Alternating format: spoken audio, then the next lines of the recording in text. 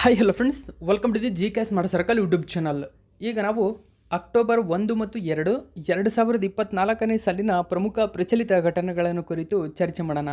ನಿಮಗೆಲ್ಲ ಗೊತ್ತಿರಲಿ, ಪ್ರತಿದಿನ ನಾನು ಕನ್ನಡದ ಪ್ರಜಾವಾಣಿ ಸೇರಿದಂತೆ ಕನ್ನಡದ ಇತರ ಎಲ್ಲ ನ್ಯೂಸ್ ಪೇಪರ್ಗಳು, ಇಂಗ್ಲೀಷ್ನ ದಿ ಹಿಂದೂ ಮತ್ತು ಇಂಗ್ಲೀಷ್ನ ಇತರ ಎಲ್ಲ ನ್ಯೂಸ್ ಪೇಪರ್ಗಳ ಜೊತೆಗೆ ಕೇಂದ್ರ ಸರ್ಕಾರ ಪ್ರತಿದಿನ ಅಪ್ಡೇಟ್ ಮಾಡ್ತಕ್ಕಂಥ PIB ನ್ಯೂಸ್ ಪೇಪರ್ಗಳ ಪ್ರಮುಖ ಪ್ರಚಲಿತ ಘಟನೆಗಳನ್ನು ನಿಮ್ಮ ಮುಂದೆ ತರ್ತಾ ಇರ್ತೀನಿ. ಹಾಗಾದರೆ ಇವತ್ತಿನ ಕ್ವಶ್ಚನ್ ನಂಬರ್ 1 ಏನಿದೆ ಅಂತ ನೋಡೋಣ ಬನ್ನಿ. ಸೆಪ್ಟೆಂಬರ್ 2024ರಲ್ಲಿ ಅಮೆರಿಕದ ಫ್ಲೋರಿಡಾದಲ್ಲಿ ಭೀಕರ ಭೂಕುಸಿತ ಮತ್ತು ಹಲವಾರು ಸಾವು ನೋವು ಉಂಟು ಮಾಡಿದ ಚಂಡಮಾರುತದ ಹೆಸರೇನು? ಸರಿಯಾದಂಥ ಉತ್ತರ ಆಪ್ಷನ್ ನಂಬರ್ 3, ಹೆಲನ್ ಚಂಡಮಾರುತ. ನೋಡಿ, ಹೆಲನ್ ಎಂಬತಕ್ಕಂಥ ಚಂಡಮಾರುತ ಇತ್ತೀಚೆಗೆ ಅಮೆರಿಕ ದೇಶಕ್ಕೆ ಅಪ್ಪಳಿಸಿದೆ. ಅದರಲ್ಲಿ ಮುಖ್ಯವಾಗಿ ಫ್ಲೋರಿಡಾದಲ್ಲಿ ಈ ಭೀಕರ ಭೂಕುಸಿತವನ್ನು ಉಂಟು ಮಾಡಿರ್ತಕ್ಕಂಥದ್ದು. ಡೀಟೇಲ್ಸನ್ನು ನ್ಯೂಸ್ ಪೇಪರಲ್ಲಿ ಕೊಟ್ಟಿದ್ದರೂ ಹೆಚ್ಚಿನ ಮಾಹಿತಿ ಏನಿದೆ ಅಂತ ನಾವು ನೋಡೋಣ. ಹೆಲೆನ್ ಚಂಡಮಾರುತ ನೋಡಿ, ಇದು ಫ್ಲೋರಿಡಾದ ಬಿಗ್ ಬ್ಯಾಂಡ್ ಪ್ರದೇಶದಲ್ಲಿ ಭೂಕುಸಿತವನ್ನು ಉಂಟು ಮಾಡಿದೆ. ಇದುವರೆಗೂ ಕಂಡು ಬಂದಿರುವುದಕ್ಕಿಂತ ಅತ್ಯಂತ ಭೀಕರ ಚಂಡಮಾರುತವಾಗಿದ್ದು ಹಲವಾರು ಜನರನ್ನು ಇದರಿಂದಾಗಿ ಸ್ಥಳಾಂತರಿಸಲಾಗಿದೆ. ಅಷ್ಟೇ ಅಲ್ಲದೆ ಇದು ಫ್ಲೋರಿಡಾ ರಾಜ್ಯವನ್ನು ಅಪ್ಪಳಿಸಿದ ಇಲ್ಲಿಯವರೆಗಿನ ಅತ್ಯಂತ ಶಕ್ತಿಶಾಲಿ ಚಂಡಮಾರುತಗಳಲ್ಲಿ ಒಂದಾಗಿದೆ ಎಂದು ಅಲ್ಲಿನ ಹವಾಮಾನ ಇಲಾಖೆ ತಿಳಿಸಿದೆ. ಹೆಲೆನ್ ಚಂಡಮಾರುತ ಗಮನಿಸಬಹುದು 130 MPH ಒಂದು ವೇಗದಲ್ಲಿ ಗಾಳಿಯನ್ನು ಉಂಟು ಮಾಡ್ತಾ ಇದೆ. ಸೊ ಈ ಒಂದು ಚಂಡಮಾರುತಗಳ ವರ್ಗಗಳಲ್ಲಿ 4ನೇ ಚಂಡಮಾರುತ ವರ್ಗಕ್ಕೆ ಸೇರ್ಪಡೆಗೊಂಡಿರತಕ್ಕಂಥದ್ದು, ಅಂದರೆ ವೇಗದಲ್ಲಿ. ಓಕೆ, ಸೊ ನೆಕ್ಸ್ಟ್ ನಾವು 2ನೇ ಕ್ವಶನ್ ಏನಿದೆ ಅಂತ ನೋಡೋಣ ಬನ್ನಿ. ಸೆಪ್ಟೆಂಬರ್ 2024ರಲ್ಲಿ ಆಡಳಿತಾರೂಢ ಲಿಬರಲ್ ಡೆಮೊಕ್ರಾಟಿಕ್ ಪಕ್ಷದ ನಾಯಕತ್ವದ ಸ್ಪರ್ಧೆಯನ್ನು ಗೆದ್ದ ನಂತರ ಜಪಾನ್ನ ಮುಂದಿನ ಪ್ರಧಾನಿಯಾಗಲು ಯಾರು ಸಿದ್ಧರಾಗಿದ್ದಾರೆ? ಹಾಗಾದರೆ ಜಪಾನ್ನ ನೂತನ ಪ್ರಧಾನಮಂತ್ರಿಯಾಗಿ ಯಾರು ಆಯ್ಕೆಯಾಗಲಿದ್ದಾರೆ? ಸೊ ಸರಿಯಾದಂಥ ಉತ್ತರವನ್ನು ಗಮನಿಸಬಹುದು. ಆಪ್ಷನ್ ನಂಬರ್ 3 ಸರಿಯಾಗಿದೆ. ಅಂದರೆ ಶಿಗೆರು ಇಶಿಬಾ ಎಂಬತಕ್ಕಂಥವರು ಜಪಾನ್ನ ನೂತನ ಪ್ರಧಾನಮಂತ್ರಿಯಾಗಿ ಆಯ್ಕೆಯಾಗಿದ್ದಾರೆ. ದ ಇಂಡಿಯನ್ ಎಕ್ಸ್‌ಪ್ರೆಸ್ ಪೇಪರ್ನಲ್ಲಿ ಒಂದು ಮಾಹಿತಿಯನ್ನು ಕೊಟ್ಟಿದ್ರು ನೋಡಿ. Shigeru Ishiba to becomes the Japan's next prime minister. ನೋಡಿ, ಫುಮಿಯೋ ಕಿಶಿದಾ ಅವರ ರಾಜೀನಾಮೆಯ ನಂತರ ಸೊ ಈಗ ಶಿಗೆರು ಇಶಿಬಾ ಜಪಾನ್ನ ನೂತನ ಪ್ರಧಾನಮಂತ್ರಿಯಾಗಿ ಪ್ರಮಾಣ ವಚನವನ್ನು ಸ್ವೀಕರಿಸಲಿದ್ದಾರೆ. ಸೊ ಹೆಚ್ಚಿನ ಮಾಹಿತಿ ನಾವು ತಿಳ್ಕೊಳ್ಳೋಣ ನ್ಯೂಸ್ ಪೇಪರಲ್ಲಿ ಏನಿದೆ ಅಂತ. ಪ್ರಸ್ತುತ ಅಂದರೆ ಆಡಳಿತಾರೂಢ ಪಕ್ಷ ಅಂತ ಅಂದರೆ ಅದು LDP ಅಂತ ಕರಿತೀವಿ, ಅಂದರೆ ಲಿಬರಲ್ ಡೆಮೊಕ್ರಾಟಿಕ್ ಪಕ್ಷ ಅಂತ ಕರಿತೀವಿ. ಸೊ ಈ ಪಕ್ಷದ ನಾಯಕತ್ವ ಸ್ಪರ್ಧೆಯಲ್ಲಿ ನಂತರ ಮಾಜಿ ರಕ್ಷಣಾ ಸಚಿವರಾಗಿರ್ತಕ್ಕಂಥ ನೋಡಿ, ರಕ್ಷಣಾ ಸಚಿವರು ಇವರು ಶಿಗೆರು ಇಶಿಬಾ ಎಂಬತಕ್ಕಂಥವರು. ಸೊ ಜಪಾನ್ನ ಮಾಜಿ ರಕ್ಷಣಾ ಸಚಿವರಾಗಿದ್ದಾರೆ. ಇವರು ಮುಂದಿನ ಪ್ರಧಾನಮಂತ್ರಿಯಾಗಿ ಆಯ್ಕೆಯಾಗಲು ಇದೀಗ ಗೆದ್ದಿದ್ದಾರೆ. ಆಗಸ್ಟ್ನಲ್ಲಿ ಜಪಾನ್ ಪ್ರಧಾನಿ ಫುಮಿಯೋ ಕಿಶಿಡಾ ತಮ್ಮ ರಾಜೀನಾಮೆಯನ್ನು ಘೋಷಿಸಿದ ನಂತರ ಹೊಸ ನಾಯಕನನ್ನು ಹುಡುಕಲು LDPಯೊಳಗೆ ಸ್ಕ್ರೀಲ್ಗಳು ನಡೆದವು. ಸೊ ಇಲ್ಲಿ ಮುಖ್ಯವಾಗಿ ಇಶಿಬಾ 63 ವರ್ಷದ ಸಾನೆ ತಕೈಚಿ ಅವರನ್ನು ಸೋಲಿಸಿದರು. ಒಂದು ವೇಳೆ ಈ ಸಾನೆ ತಕೈಚಿ ಗೆದ್ದಿದ್ರೆ ಜಪಾನ್ನ ಮೊದಲ ಮಹಿಳಾ ಪ್ರಧಾನಮಂತ್ರಿ ಎಂಬತಕ್ಕಂಥ ಹೆಗ್ಗಳಿಕೆಯನ್ನು ಪಡೆಯಲಿದ್ದರು. ಆದರೆ ಸೊ ಸನಾ ತಕೈಚಿ ಅವರು ಇಲ್ಲಿ ಇಶಿಬಾ ವಿರುದ್ಧ ಸೋಲನ್ನು ಅನುಭವಿಸಿದ್ದಾರೆ. ಸೊ ಇದು ಕೂಡ ಗಮನಿಸಬೇಕು, ಯಾಕಂದರೆ ಇಲ್ಲಿ ಎದುರಾಳಿ ಯಾರಾಗಿದ್ದರು, ಸೊ ಗೆದ್ದಿರ್ತಕ್ಕಂಥವ್ರು ಯಾರು, ಅದರಲ್ಲೂ ಮುಖ್ಯವಾಗಿ ಜಪಾನ್ ದೇಶದ ಪ್ರಧಾನಿ ತುಂಬಾ ಇಂಪಾರ್ಟೆಂಟ್ ಆಗುತ್ತೆ, ನೆನಪಿಟ್ಕೋಬೇಕು ನೀವು. ನೆಕ್ಸ್ಟ್ 3ನೇ ಕ್ವಶನ್ ನೋಡೋಣ. 2024ರಿಂದ 2027ರ ಅವಧಿಗೆ Asian organization of supreme audit institutions, ಅಂದರೆ ಆಸೋಸಾಯ್ ಅಂತ ಕರೀತಾರೆ ಇದನ್ನು, ಆಸೋಸಾಯ್ನ ಅಧ್ಯಕ್ಷರಾಗಿ ಇತ್ತೀಚೆಗೆ ಕೆಳಗಿನ ಯಾವ ಭಾರತೀಯ ನೇಮಕಗೊಂಡಿದ್ದಾರೆ? ಸರಿಯಾದಂಥ ಉತ್ತರ ಆಪ್ಷನ್ ನಂಬರ್ 2, ಗಿರೀಶ್ ಚಂದ್ರ ಮುರ್ಮು. ನೋಡಿ, ಗಿರೀಶ್ ಚಂದ್ರ ಮುರ್ಮು ಏನಿದ್ದಾರೆ ಇದೀಗ ಆಸೋಸಾಯ್ನ ನೂತನ ಅಧ್ಯಕ್ಷರಾಗಿ ಆಯ್ಕೆಯಾಗಿದ್ದಾರೆ. 2024ರಿಂದ 2027ರ ಅವಧಿಗೆ ಇವರು ಈ ಹುದ್ದೆಯಲ್ಲಿ ಮುಂದುವರಿಯಲಿದ್ದಾರೆ. ವಿಶ್ವದ ಅತ್ಯುನ್ನತ ಒಂದು ಲೆಕ್ಕ ಪರಿಶೋಧನಾ ಒಂದು ಸಂಸ್ಥೆಯಾಗಿರುತ್ತದೆ ನೋಡಿ, ಸುಪ್ರೀಂ ಆಡಿಟ್ ಇನ್ಸ್ಟಿಟ್ಯೂಷನ್ಸ್ ಇದೊಂದು. ಸೊ ಇದಕ್ಕೆ ಅತ್ಯುನ್ನತ ಹುದ್ದೆಯನ್ನು ಅಲಂಕರಿಸಿದ್ದಾರೆ. ಸೊ ಇದು ಕೂಡ ಇಂಪಾರ್ಟೆಂಟು, ನೆನಪಿರಬೇಕು. ನೋಡಿ, ಪ್ರಸ್ತುತ ಸಿ ಎ ಜಿ ಆಗಿರತಕ್ಕಂಥ C A G of India assumes chairmanship of Asian organization supreme audit institutions for 2024-27.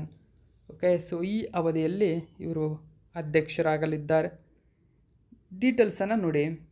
September 25, 2024ರಂದು ಭಾರತದ ಕಂಟ್ರೋಲರ್ ಮತ್ತು ಆಡಿಟರ್ ಜನರಲ್ ಆಗಿರುವ ಗಿರೀಶ್ ಚಂದ್ರ ಮುರ್ಮು ಅವರು 2024ರಿಂದ 27ರ ಅವಧಿಗೆ ಅಸೋಸಾಯ್ನ ಅಧ್ಯಕ್ಷರಾಗಿ ಅಧಿಕಾರವನ್ನು ವಹಿಸಿಕೊಂಡರು.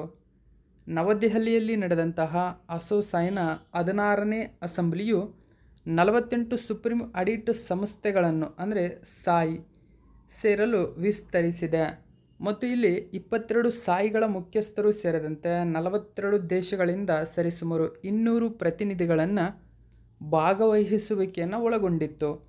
ಈ ಸಭೆಯು ಸಾರ್ವಜನಿಕ ಲೆಕ್ಕ ಪರಿಶೋಧನೆಗಾಗಿ ಪ್ರಾದೇಶಿಕ ಸಹಕಾರದಲ್ಲಿ ಮಹತ್ವದ ಹೆಜ್ಜೆಯನ್ನು ಗುರುತಿಸುತ್ತದೆ.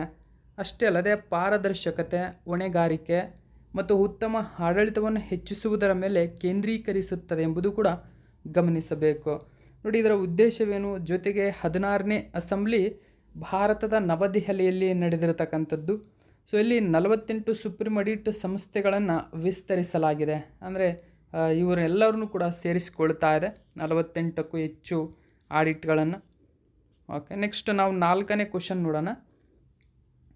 46 ವರ್ಷಗಳ ವೃತ್ತಿ ಜೀವನದುದ್ದಕ್ಕೂ 537ಕ್ಕೂ ಹೆಚ್ಚು ಹಾಡುಗಳನ್ನು ಮತ್ತು 24,000ಕ್ಕೂ ಹೆಚ್ಚು ನೃತ್ಯ ಚಲನೆಗಳ ಪ್ರದರ್ಶಿಸುವ ಮೂಲಕ ಗಿನ್ನಿಸ್ ವರ್ಲ್ಡ್ ರೆಕಾರ್ಡ್ಸ್ನಿಂದ ಭಾರತೀಯ ಚಿತ್ರರಂಗದಲ್ಲಿ ಅತ್ಯಂತ ಸಮೃದ್ಧ ಚಲನಚಿತ್ರ ತಾರೆ ಎಂದು ಗುರುತಿಸಲ್ಪಟ್ಟವರು ಯಾರು? ನೋಡಿ, ಗಿನ್ನಿಸ್ ವರ್ಲ್ಡ್ ರೆಕಾರ್ಡ್ನಿಂದ ಅತ್ಯಂತ ಸಮೃದ್ಧ ಚಲನಚಿತ್ರ ತಾರೆ ಅಂದರೆ ಇಂಗ್ಲೀಷಲ್ಲೂ ಕೂಡ ನೀವು ಇಲ್ಲಿ ಗಮನಿಸಬಹುದು, most prolific film star in Indian cinema.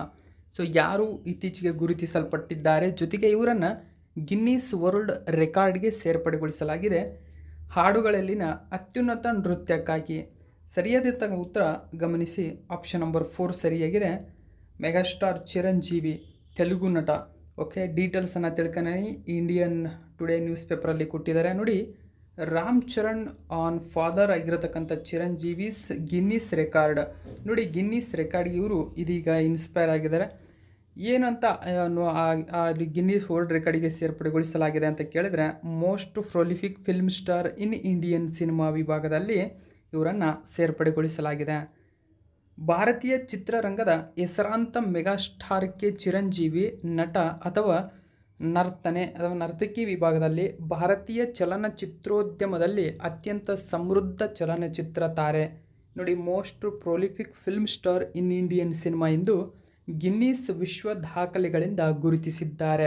ಅಂದರೆ ಸೆಪ್ಟೆಂಬರ್ 20, 2024ರಂದು ಅಧಿಕೃತ ಮಾನ್ಯತೆಯೊಂದಿಗೆ 45 ವರ್ಷಗಳ ಅವಧಿಯಲ್ಲಿ ಅವರು 156 ಚಲನಚಿತ್ರಗಳಲ್ಲಿ ಟೋಟಲಾಗಿ 537 ಹಾಡುಗಳಲ್ಲಿ 24,000 ನೃತ್ಯ ಚಲನೆಗಳನ್ನು ಪ್ರದರ್ಶಿಸಿದ್ದಾರೆ.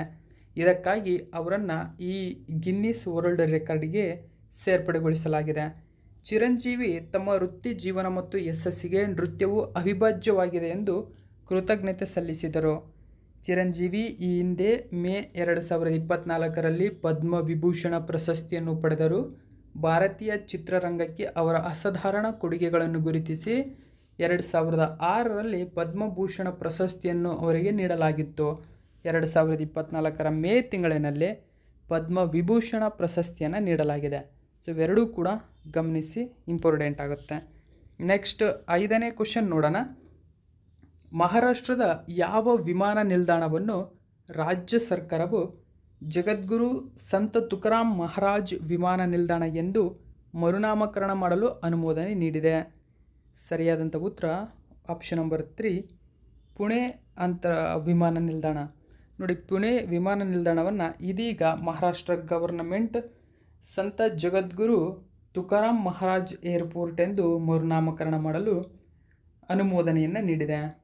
ಪುಣೆ ನೋಡಿ ವಿಮಾನ ನಿಲ್ದಾಣ ಏನಿದೆ, ಸೊ ಈ ಪುಣೆ ವಿಮಾನ ನಿಲ್ದಾಣವನ್ನು ಜಗದ್ಗುರು ಸಂತ ತುಕಾರಾಮ್ ಮಹಾರಾಜ್ ಪುಣೆ ಅಂತಾರಾಷ್ಟ್ರೀಯ ವಿಮಾನ ನಿಲ್ದಾಣ ಎಂದು ಮರುನಾಮಕರಣ ಮಾಡುವ ಪ್ರಸ್ತಾವನೆಗೆ ಸಚಿವ ಸಂಪುಟ ಅನುಮೋದನೆಯನ್ನು ನೀಡಿದೆ.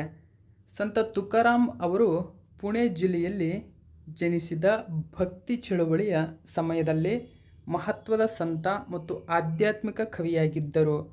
ಇದು ಮರುನಾಮಕರಣಕ್ಕೆ ಸಾಂಸ್ಕೃತಿಕ ಮತ್ತು ಐತಿಹಾಸಿಕ ಮಹತ್ವವನ್ನು ಸೇರಿಸುತ್ತದೆ. ನೆಕ್ಸ್ಟ್ 6ನೇ ಕ್ವಶನ್ ನೋಡಿ. ಇತ್ತೀಚೆಗೆ ಅಂದರೆ ಸೆಪ್ಟೆಂಬರ್ 2024ರಲ್ಲಿ 2022ನೇ ಸಾಲಿನ 54ನೇ ದಾದಾ ಸಾಹೇಬ್ ಫಾಲ್ಕೆ ಪ್ರಶಸ್ತಿಯನ್ನು ಕೆಳಗಿನ ಯಾವ ಪ್ರಖ್ಯಾತ ನಟನಿಗೆ ನೀಡಿ ಗೌರವಿಸಲಾಗಿದೆ? ಆಪ್ಷನ್ ನಂಬರ್ 1 ಸರಿಯಾಗಿದೆ, ಮಿಥುನ್ ಚಕ್ರವರ್ತಿ. ಹೆಚ್ಚಿನ ಡೀಟೇಲ್ಸನ್ನು ನೋಡಿ. ಮಿಥುನ್ ಚಕ್ರವರ್ತಿಗೆ ಪ್ರತಿಷ್ಠಿತ ಫಾಲ್ಕೆ ಗೌರವವನ್ನು ನೀಡಲಾಗಿದೆ. ಸೊ ಏನಿದೆ ಡೀಟೇಲ್ಸ್ ಅಂತ ನೋಡೋಣ.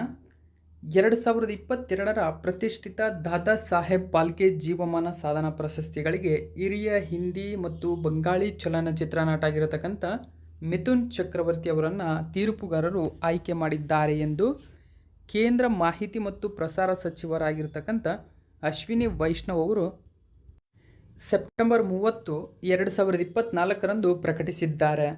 ನೋಡಿ, ಮಿಥುನ್ ಚಕ್ರವರ್ತಿ ಇಲ್ಲಿ ಯಾವ ಭಾಷೆಯ ಚಲನಚಿತ್ರ ನಟ ಅಂತ ಕೇಳಬಹುದು. ಇವರು ಹಿಂದಿ ಮತ್ತು ಬಂಗಾಳಿ ಭಾಷೆ ಎರಡಕ್ಕೂ ಕೂಡ ಸಂಬಂಧಪಟ್ಟಿದ್ದಾರೆ. ಮೇನಾಗಿ ಹಿಂದಿ ಭಾಷೆಯಲ್ಲಿ ಪ್ರಖ್ಯಾತಿಯನ್ನು ಪಡೆದುಕೊಂಡಿದ್ದಾರೆ. ಮಿಥುನ್ ಚಕ್ರವರ್ತಿ ದಾದಾ ಸಾಹೇಬ್ ಫಾಲ್ಕೆ ಪ್ರಶಸ್ತಿಗೆ 54ನೇ ಪುರಸ್ಕೃತರಾಗಿದ್ದಾರೆ. ನೋಡಿ, 54ನೇ ದಾದಾ ಸಾಹೇಬ್ ಫಾಲ್ಕೆ ಪ್ರಶಸ್ತಿ ಇದು 2022ನೇ ಆವೃತ್ತಿದ್ದು 2024ರಲ್ಲಿ ನೀಡಲಾಗಿದೆ.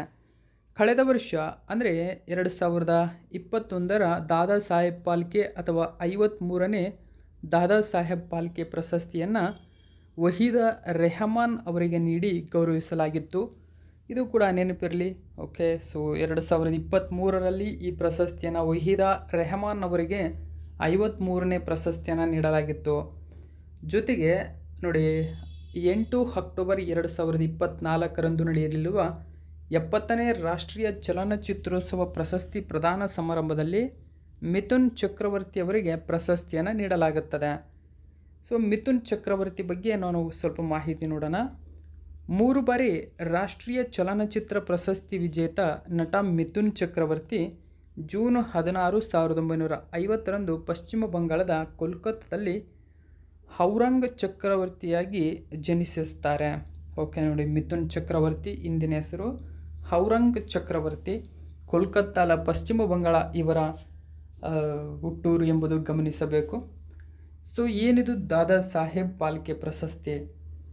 ದಾದಾ ಸಾಹೇಬ್ ಫಾಲ್ಕೆ ಎಂದು ಜನಪ್ರಿಯವಾಗಿರುವ ದುಂಡಿರಾಜ್ ಗೋವಿಂದ ಫಾಲ್ಕೆ ಅವರ ಗೌರವಾರ್ಥವಾಗಿ ಕೇಂದ್ರ ಮಾಹಿತಿ ಮತ್ತು ಪ್ರಸಾರ ಸಚಿವಾಲಯವು ದಾದಾ ಸಾಹೇಬ್ ಫಾಲ್ಕೆ ಪ್ರಶಸ್ತಿಯನ್ನು ಸ್ಥಾಪಿಸಿದೆ.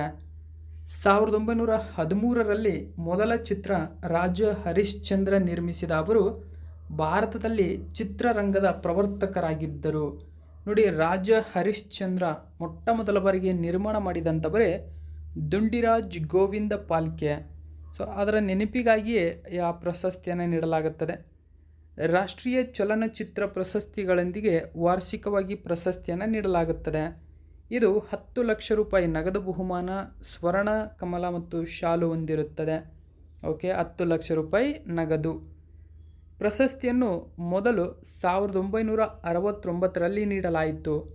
ದೇವಿಕಾ ರಾಣಿ ಪುರಸ್ಕೃತರಾಗಿದ್ದರು. ಆಗ ವಾಹೆ ಎಡಾ ರೆಹಮಾನ್ 2021ರ ದಾದಾ ಸಾಹೇಬ್ ಫಾಲ್ಕೆ ಪ್ರಶಸ್ತಿಯನ್ನು ಪಡೆದರು. ಸೊ ಐ ಫ್ರೆಂಡ್ ವಹೀದಾ ಅಂತ ಮಾಡ್ಕೊಳ್ಳಿ. ಓಕೆ, ವಹೀದಾ ರೆಹಮಾನ್. ಹಾಗಾದರೆ ಈ ದಾದಾ ಸಾಹೇಬ್ ಫಾಲ್ಕೆ ಜೀವಮಾನ ಸಾಧನ ಪ್ರಶಸ್ತಿಯ ವಿಜೇತರ ಬಗ್ಗೆ ಸ್ವಲ್ಪ ಮಾಹಿತಿಯನ್ನು ತಿಳ್ಕೊಳ್ಳೋಣ. ಅಂದರೆ ರೀಸೆಂಟ್ ಇಂಪಾರ್ಟೆಂಟ್ ಆಗುತ್ತೆ. ಸೊ ನೋಡಿ, 2022ನೇ ಸಾಲಿದ್ದು ಮಿಥುನ್ ಚಕ್ರವರ್ತಿ ಅವರಿಗೆ ಹಿಂದಿ ಬೆಂಗಾಳಿ ಚಲನಚಿತ್ರ ನಟ. ವಹೀದಾ ರೆಹಮಾನ್ 2021ರಲ್ಲಿ ನೀಡಲಾಗಿದೆ. ಹಿಂದಿ ಚಿತ್ರನಟರು ಇವರು ಕೂಡ. ಇನ್ನು 2020ರಲ್ಲಿ ಆಶಾ ಪರೇಖ್ ಅವರಿಗೆ ನೀಡಲಾಗಿತ್ತು. ಇದು ಕೂಡ ಹಿಂದಿ ಭಾಷೆಗೆ. 2019ರಲ್ಲಿ ರಜನಿಕಾಂತ್ಗೆ ನೀಡಲಾಗಿತ್ತು, ತಮಿಳು ಭಾಷೆಯ ನಟ. ಓಕೆ, ನಂತರ 1995ರಲ್ಲಿ ಕನ್ನಡ ಚಲನಚಿತ್ರಕ್ಕೆ ನೀಡಲಾಗಿತ್ತು, ಅದು ರಾಜ್ಕುಮಾರ್ ಅವರಿಗೆ. ಸೊ ರಾಜ್ಕುಮಾರ್ ಅವರು ದಾದಾ ಸಾಹೇಬ್ ಫಾಲ್ಕೆ ಪ್ರಶಸ್ತಿಯನ್ನು ಪಡೆದಿದ್ದಾರೆ. ಇದು ಕೂಡ ನೆನಪಿರಲಿ. ಓಕೆ, ಸೊ ನೆಕ್ಸ್ಟ್ ನಾವು 7ನೇ ಕ್ವಶನ್ ನೋಡೋಣ. ಇತ್ತೀಚೆಗೆ ಕರ್ನಾಟಕದ ಕೆಳಗಿನ ಯಾವ ಯಕ್ಷಗಾನ ಮಂಡಳಿಗೆ ಯುನೆಸ್ಕೋ ಅಂದರೆ ವಿಶ್ವಸಂಸ್ಥೆಯ ಶೈಕ್ಷಣಿಕ, ವೈಜ್ಞಾನಿಕ ಮತ್ತು ಸಾಂಸ್ಕೃತಿಕ ಆಯೋಗ ಅಥವಾ ಯುನೆಸ್ಕೋ ಮಾನ್ಯತೆ ದೊರೆತಿದೆ? ಸರಿಯಾದಂಥ ಉತ್ತರ ಶ್ರೀ ಇಡಗುಂಜಿ ಯಕ್ಷಗಾನ ಮಂಡಳಿ, ಕೆರೆಮನೆ ಅಂತ ಕರಿತೀವಿ. ನೋಡಿ, ಇಡಗುಂಜಿ ಯಕ್ಷಗಾನ ಮೇಳಕ್ಕೆ ಯುನೆಸ್ಕೋ ಮಾನ್ಯತೆ ಸಿಕ್ಕಿರತಕ್ಕಂಥದ್ದು. ಸೊ ಈ ಒಂದು ಮಾಹಿತಿಯನ್ನು ನ್ಯೂಸ್ ಪೇಪರಲ್ಲಿ ಕೊಟ್ಟಿದ್ದರು. ರಾಮನಗರದಲ್ಲಿರುವ ಜಾನಪದ ಪರಿಷತ್ ಜೊತೆಯಲ್ಲೇ ಇದೀಗ ಯಕ್ಷಗಾನ ರಂಗದಲ್ಲಿ ಹಲವು ಪ್ರಥಮಗಳ ಇತಿಹಾಸ ನಿರ್ಮಿಸಿದೆ. ಹಲವು ದಿಗ್ಗಜ ಯಕ್ಷಗಾನ ಕಲಾವಿದರನ್ನು ನಾಡಿಗೆ ಪರಿಚಯಿಸಿದಂತಹ ಶ್ರೀ ಇಡಗುಂಜಿ ಯಕ್ಷಗಾನ ಮಂಡಳಿ, ಕೆರೆಮನೆ ಸೊ ಯುನೆಸ್ಕೋ ಮಾನ್ಯತೆ ದೊರೆತಿದೆ. ಈ ಮೂಲಕ ಕರಾವಳಿಯ ಈ ಅನನ್ಯ ಸಾಂಪ್ರದಾಯಿಕ ಕಲೆ ಮಾತ್ರವಲ್ಲದೆ ಪ್ರಸಿದ್ಧ ಇಡಗುಂಜಿ ಮೇಳಕ್ಕೂ ವಿಶ್ವ ಮಾನ್ಯತೆ ಸಿಕ್ಕಂತಾಗಿರುವುದು ಯಕ್ಷ ಕಲಾವಿದರು ಪ್ರೋತ್ಸಾಹಕರಲ್ಲೂ ಕೂಡ ಮೂಡಿಸಿದೆ ಅಂತಕ್ಕಂಥ ಮಾಹಿತಿ ದೊರೆತಿದೆ. ಯುನೆಸ್ಕೋದಿಂದ ಸಿಕ್ಕ ಮಾನ್ಯತೆಯಿಂದಾಗಿ ವಿಶ್ವದ 58 ರಾಷ್ಟ್ರೀಯ ಸಂಸ್ಥೆಗಳ ಪೈಕಿ ಶ್ರೀ ಇಡಗುಂಜಿ ಮಹಾಗಣಪತಿ ಯಕ್ಷಗಾನ ಮಂಡಳಿ, ಕೆರೆಮನೆ ಒಂದು ಎಂದು ಪರಿಗಣಿಸಲ್ಪಟ್ಟಿದೆ. ಸೊ ಇದು ಕೂಡ ನೆನಪಿರಬೇಕು ನಿಮಗೆ. ನೆಕ್ಸ್ಟ್ ನಾವು 8ನೇ ಕ್ವಶನ್ ನೋಡೋಣ. 2024ನೇ ಸಾಲಿನ ಭಾರತ ಕಜಕಿಸ್ತಾನ್ ಜಂಟಿ ಮಿಲಿಟರಿ ವ್ಯಾಯಾಮ ಖಜಿಂಡ್ 2024ರ 8ನೇ ಆವೃತ್ತಿ ಕೆಳಗಿನ ಯಾವ ಸ್ಥಳದಲ್ಲಿ ನಡೆಯಲಿದೆ? ನೋಡಿ, ಖಜಿಂಡ್ 2024 ಜಂಟಿ ಮಿಲಿಟರಿ ವ್ಯಾಯಾಮ ಆರಂಭವಾಗಿದೆ. ಸೊ ಹಾಗಾದರೆ ಇದು 8ನೇ ಆವೃತ್ತಿಯದ್ದಾಗಿದೆ. ಸೊ ಎಲ್ಲಿ ಈ ವರ್ಷ ನಡೀತಾ ಇದೆ ಅಂತ ಕೇಳಿದ್ರೆ ಆಪ್ಷನ್ ನಂಬರ್ 1 ಸರಿಯಾಗಿದೆ. ಭಾರತದಲ್ಲಿ ನಡೆಯಲಿದೆ. ಭಾರತದಲ್ಲಿ ಯಾವ ಪ್ಲೇಸ್ ಅಂತ ಕೇಳಿದರೆ ಉತ್ತರಾಖಂಡದ ಹೌಲಿ ಎಂಬತಕ್ಕಂಥ ಸ್ಥಳ. ನೋಡಿ, ಉತ್ತರಾಖಂಡದ ಹೌಲಿಯಲ್ಲಿ 2024ರ ಖಜಿಂಡ್ ವ್ಯಾಯಾಮ ಆರಂಭಗೊಂಡಿದೆ. ಸೊ ಒಂದು ಮಾಹಿತಿ ಗಮನಿಸಬೇಕು.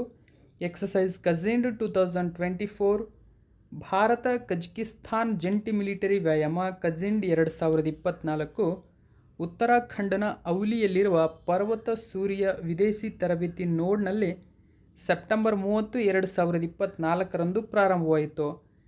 ಖಜಿಂಡ್ 2024ರ 8ನೇ ಆವೃತ್ತಿಯು ಸೆಪ್ಟೆಂಬರ್ 30ರಿಂದ ಆರಂಭವಾಗಿ ಅಕ್ಟೋಬರ್ 13ರವರೆಗೆ ಹೌಲಿಯಲ್ಲಿ ನಡೆಯಲಿದೆ. ನೋಡಿ, ಸೆಪ್ಟೆಂಬರ್ 30ರಿಂದ ಅಕ್ಟೋಬರ್ 13ರವರೆಗೆ ಸೊ ಈ ವ್ಯಾಯಾಮ ನಡೆಯಲಿದೆ ಉತ್ತರಾಖಂಡದ ಹೌಲಿ ಎಂಬತಕ್ಕಂಥ ಸ್ಥಳದಲ್ಲಿ. ವಾರ್ಷಿಕ ದ್ವಿಪಕ್ಷೀಯ ಮಿಲಿಟರಿ ವ್ಯಾಯಾಮದ ಕೊನೆಯ ಆವೃತ್ತಿ ಅಂದರೆ 2023ದ್ದು ಎಲ್ಲಿ ನಡೆದಿತ್ತು ಅಂತ ನಿಮಗೆ ಕ್ವಶನ್ ಕೇಳಿದರೆ ಕಜಕಿಸ್ತಾನದ ಒಟಾರಿ ಎಂಬತಕ್ಕಂಥ ಸ್ಥಳದಲ್ಲಿ ಅಕ್ಟೋಬರ್ 30ರಿಂದ ನವೆಂಬರ್ 11ರವರೆಗೆ ನಡೆಸಲಾಗಿತ್ತು. ಮೊದಲ ಬಾರಿಗೆ ಎರಡೂ ದೇಶಗಳ ವಾಯುಪಡೆಗಳು ಮತ್ತು ಕಜಕಿಸ್ತಾನ್ನ ವಾಯುಗಾಮಿ ಆಕ್ರಮಣ ಪಡೆಗಳು ಕೂಡ ಇದರಲ್ಲಿ ಭಾಗವಹಿಸಿದವು. ಖಜಿಂಡ್ ವ್ಯಾಯಾಮ ನೋಡಿ 2016ರಲ್ಲಿ ಮೊದಲ ಬಾರಿಗೆ ಇದನ್ನು ನಡೆಸಲಾಗಿದೆ. 9ನೇ ಕ್ವಶನ್ ನೋಡೋಣ. ಭಾರತ ಸರ್ಕಾರದ ಯಾವ ಸಚಿವಾಲಯವು ವಾರ್ಷಿಕ ಅತ್ಯುತ್ತಮ ಪ್ರವಾಸೋದ್ಯಮ ಗ್ರಾಮಗಳ ಸ್ಪರ್ಧೆಯನ್ನು ಆಯೋಜಿಸುತ್ತದೆ ಮತ್ತು ಪ್ರಶಸ್ತಿಗಳನ್ನು ನೀಡುತ್ತದೆ? ನೋಡಿ, ವಾರ್ಷಿಕ ಸೊ ಇಲ್ಲಿ ಅಂದರೆ ಪ್ರವಾಸೋದ್ಯಮ ಪ್ರಶಸ್ತಿ. ಸರಿಯಾಗಿರತಕ್ಕಂಥ ಉತ್ತರ ಆಪ್ಷನ್ ನಂಬರ್ 3 ಕೇಂದ್ರ ಪ್ರವಾಸೋದ್ಯಮ ಸಚಿವಾಲಯವೇ ನೀಡುತ್ತದೆ. ಮಿನಿಸ್ಟ್ರಿ ಆಫ್ ಟೂರಿಸಮ್ ಸರಿಯಾಗಿರತಕ್ಕಂಥ ಉತ್ತರ. ಸೊ ಮಿನಿಸ್ಟ್ರಿ ಆಫ್ ಟೂರಿಸಮ್ 46 ಪ್ರಮುಖ ವಿಲೇಜ್ಗಳಲ್ಲಿ 8 ಕೆಟಗರಿಯಲ್ಲಿ ಆಯ್ಕೆ ಮಾಡಿದೆ. ಇವೆಲ್ಲ ಡೀಟೇಲ್ಸನ್ನು ನೋಡೋಣ. ಸೆಪ್ಟೆಂಬರ್ 27, 2024ರಂದು ಸೆಪ್ಟೆಂಬರ್ 27 ವಿಶ್ವ ಪ್ರವಾಸೋದ್ಯಮ ದಿನ. ಈ ದಿನದ ಸಂದರ್ಭದಲ್ಲಿ ಕೇಂದ್ರ ಪ್ರವಾಸೋದ್ಯಮ ಸಚಿವಾಲಯ ಅತ್ಯುತ್ತಮ ಪ್ರವಾಸೋದ್ಯಮ ಗ್ರಾಮಗಳ ಸ್ಪರ್ಧೆಯನ್ನು ಘೋಷಣೆ ಮಾಡಿದ್ದಾರೆ. ಸೊ ಅಲ್ಲಿ ಮೋಸ್ಟ್ ಇಂಪಾರ್ಟೆಂಟ್ ಅಂದರೆ 8 ವಿಭಾಗಗಳಲ್ಲಿ ಈ ಪ್ರಶಸ್ತಿಯನ್ನು ನೀಡಲಾಗುತ್ತದೆ.